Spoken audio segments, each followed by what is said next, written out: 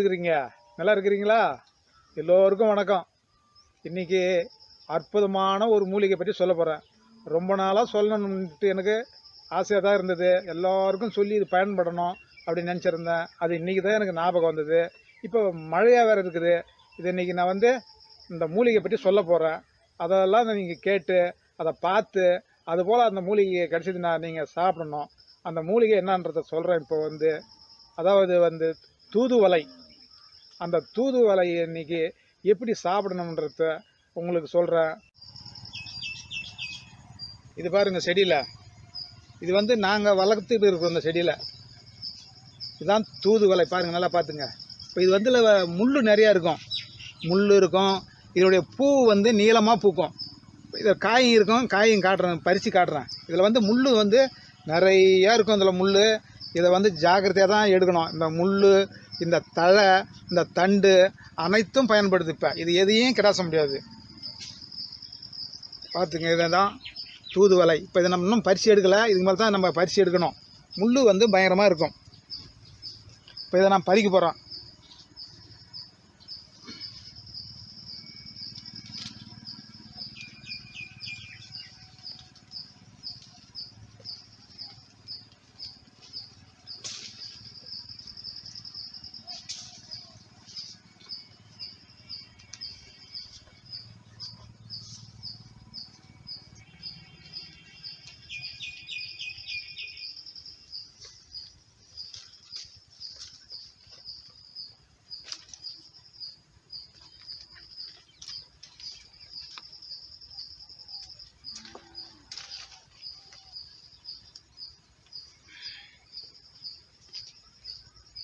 இதுதான் தூதுவளை.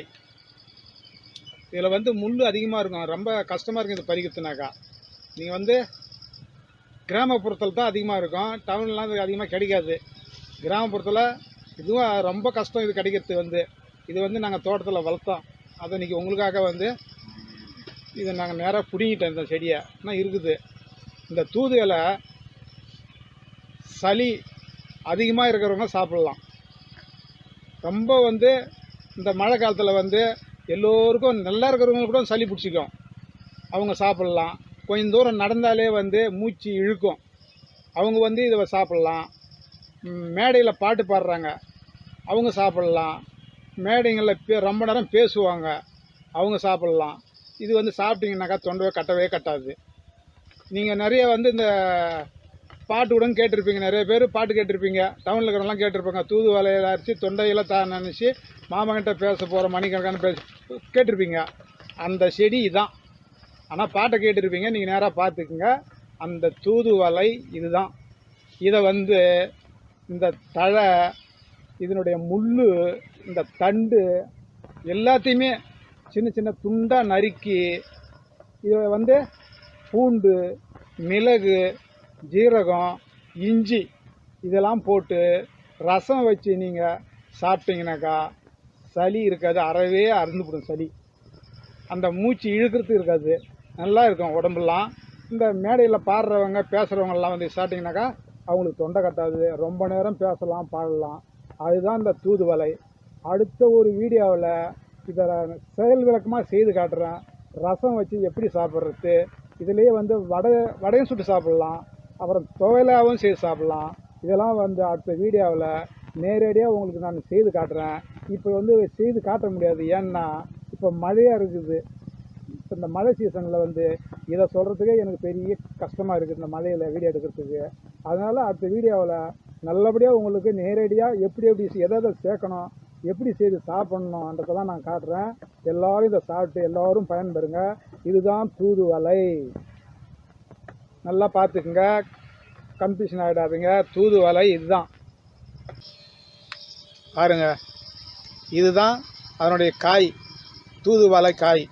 பூ நீல கலராக இருக்கும். அந்த காயும் சாப்பிடலாம், இந்த பூவும் சாப்பிடலாம். இதில் நிறைய முள் இருக்கும். இதுதான் தூதுவளை காய். இது பூ இதில் இல்லைப்ப. அது நீளமாக இருக்கும் பூ. எங்கே கிடைச்சாலும் விடாதீங்க, காசு கொடுத்து வாங்கி சாப்பிடுங்க. இப்போ மழைக்காலம். இந்த மழை காலத்தில் இது எங்கே கிடைச்சாலும் இதை வாங்கி சாப்பிடுங்க. பாருங்கள், இதுதான் தூதுவளை செடி, தூதுவளை காய். பூ இல்லைப்ப. அடுத்த வீடியோவில் நான் வந்து அதை செயல் விளக்கமாக செய்து காட்டுறேன். அப்போ பூ, காய், பழம் எல்லாத்தையும் உங்களுக்கு காட்டுறேன். இப்போ இதை பார்த்து இது கிடைச்சாக்கா இதை விடாதீங்க. நான் சொன்ன மாதிரி செய்து சாப்பிடுங்க. உங்களுக்கு இருமல், சளி எதுவுமே வராது. நல்லா பாடலாம், நல்லா ஆடலாம், நல்லா பேசலாம். இதுதான் இந்த தூதுவளை. அடுத்த வீடியோவில் இந்த தூதுவளை ரசம் எப்படி வைக்கிறது, துவையல் எப்படி செய்கிறது, இந்த தூதுவளை இலையில் வடை எப்படி சொல்கிறதுன்றதெல்லாம் நான் செய்து காட்டுறேன். அது வரைக்கும் உங்களிடமிருந்து வணக்கம் சொல்லி விடைபெறுகிறேன். நன்றி, வணக்கம்.